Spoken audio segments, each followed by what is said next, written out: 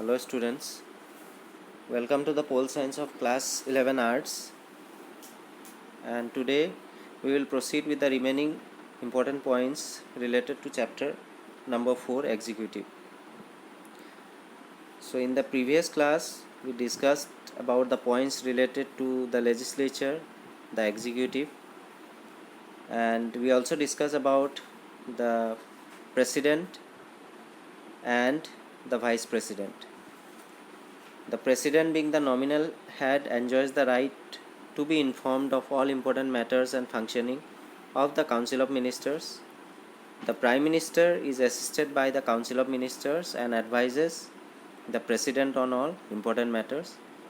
Whereas the Vice President is also the ex officio chairman of the Rajya Sabha, and at the same time he or she, being the Vice President of the country, can also act for the President. That means he or she can be called as the President on the condition that when the vacant or when the post of the President is vacant due to unavoidable circumstances. So today we will discuss from point number 8, which says the Council of Ministers is responsible collectively to the House of the People, that means to the Lok Sabha, and it shall not exceed 15% of the total number of members of the House of the People. That means what? As we know that the Council of Ministers is actually appointed to the House of the People, that means Lok Sabha. So this Council of Ministers is responsible collectively to the House of the People. Clear? And at the same time it should also be an important point to discuss that whatever the Council of Ministers is responsible, that should not exceed, that means that should not go beyond 15% of the total number of members of the House of People. This is the condition. It should be responsible but not exceeding 15% of the total number of whatever the members are there in the House of the People. After that, the President appoints the Prime Minister, who is the leader of the majority party in the Lok Sabha.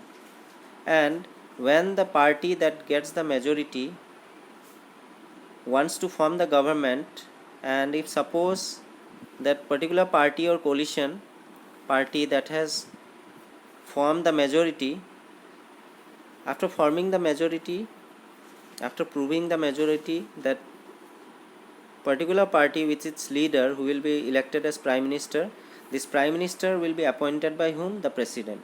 So the President appoints the Prime Minister, who is the leader of the majority party in the Lok Sabha, and that will be put forwarded to the Lok Sabha, as the Prime Minister will be the leader of the majority party in the Lok Sabha. So while appointment related procedure is there, the President will appoint the Prime Minister. The executive thus includes the Prime Minister, the ministers, and large administrative machinery. So if we talk about the executive as a whole, so this executive includes three types of portfolios. The first one, the executive will include firstly the Prime Minister, secondly the Council of Ministers, that means the Prime Minister and his ministers, that the ministers can be also called as the Council of Ministers, and after that large administrative machinery. Clear? So the executive will contain these three types of portfolios. First will there be the Prime Minister, then the Council of Ministers, and to carry on the work smoothly, it will also include large administrative machinery. So the next point, the bureaucracy is an instrument through which welfare policies of the government must reach the people. So the bureaucracy is also there related to the executive, and the bureaucracy can be rightly said as an instrument through which welfare policies of the government must reach the people. They actually are the main workforce behind the success of all the policies that are being carried forward by the Prime Minister or the Council of Ministers. Whatever the law are executed, and if the laws are successful, that is due to these bureaucrats or the bureaucracy. They work really hard to make these policies happen, and these policies can only be successful if the bureaucrats or the bureaucracy is after giving the good policies that will actually work for the welfare of the people. So these policies, whatever it is framed, it is to keep in mind that the bureaucrats or the bureaucracy always keep in mind about the policies which are to be framed, that it must always work for the welfare and development of the people and as well as society. So related to next point is that the bureaucrats implement the decisions of ministers, and whatever the bureaucrats are involved in implementing the policies, this is actually implemented through the decisions of ministers, because the ministers, whoever are appointed or elected, are being elected by the vote of the people. So he or she is actually representing that particular constituency's problems and issues. So he or she, when he or she wins the election, so that particular candidate will point out or will highlight the problems and the issues that are being there. So keeping that all in mind, the bureaucracy, after listening to the ministers' issues and problems, bring out the welfare policies that will be good for the development and prosperity of the society as well as people. So the bureaucrat implement that only, whatever the decisions of the ministers are there. After that, these bureaucrats are skilled and trained officers who work as a permanent employees of the government and assist the government in formulating and implementing the policies. So as we know that the bureaucrats are the real backbone behind the success of any policies.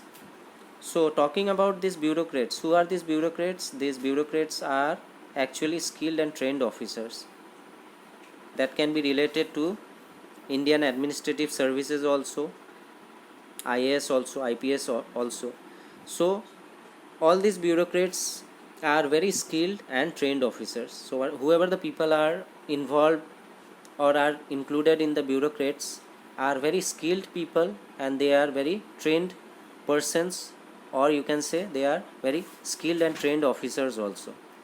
And talking about the position, they are permanent in nature. That means they will not be removed after 5 years, just as the candidates or the ministers are removed, or they have to fight elections, and depending on the result of the election, if that particular candidate, if the particular candidate win by the people's vote, then he or she may again come. Otherwise, in that place, other candidate who win the elections may come. But talking about the bureaucrats, their nature of job is permanent. That means they will work there.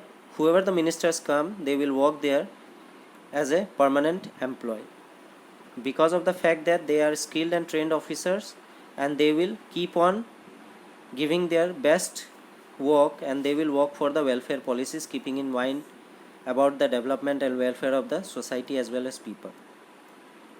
Clear?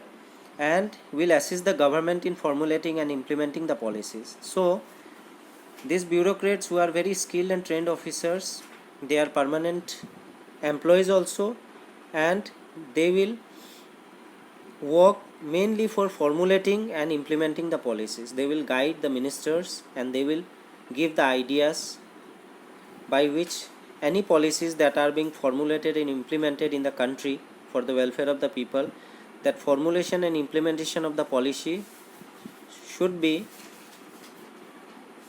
very nicely adopted by the people. And in the same way, implementation and formulation of such policies should also give benefit to the people as well as the society. So we can say that the executive, which comprises of the Prime Minister, the ministers, that means the Council of Ministers, and large administrative machinery, includes bureaucrats. and the bureaucrats are the backbone who works for the betterment related to the formulation and implementation of the policies. So these bureaucrats can be said as the most important persons behind the successful working of any executive. So these were some of the important points related to chapter number 4, executive. Make a note down of all these points in your copy. And with this I will wind up today's topic. Thank you.